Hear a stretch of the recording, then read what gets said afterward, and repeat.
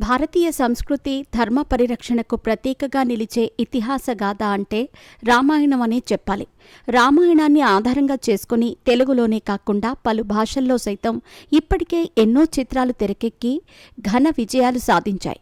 ఇప్పుడు మళ్లీ మరోసారి బాలీవుడ్లో భారీ తారాగణంతో భారీ బడ్జెట్తో రామాయణ్ పేరుతో మూవీ తెరకెక్కిస్తున్నారు.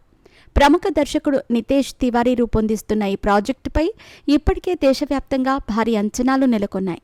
ఈ చిత్రంలో రణబీర్ కపూర్ శ్రీరాముడిగా, సాయి పల్లవి సీతగా, కన్నడ రాక్ స్టార్ యష్ రావణుడిగా నటిస్తున్నారు. అలాగే రవి దుబే లక్ష్మణుడిగా, సన్నీ డియోల్ హనుమంతుడిగా కీలక పాత్రల్లో కనిపించనున్నారు.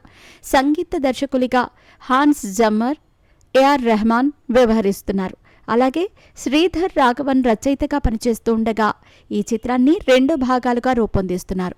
మొదటి భాగాన్ని 2025 దీపావళికి, రెండో భాగాన్ని 2027 దీపావళికి విడుదల చేయనున్నారు.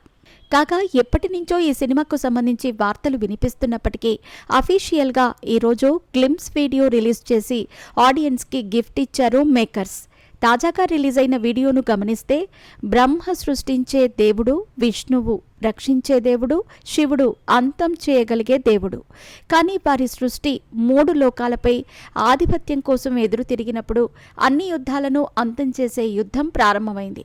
5,000 సంవత్సరాల నుంచి 2,500 కోట్ల మంది ప్రజలచే ఆరాధించబడుతోంది.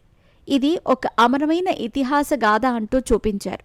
కానీ చివర్లో మాత్రం రాముడిగా రణబీర్ కపూర్, రావణుడిగా యష్ని చూపించారు.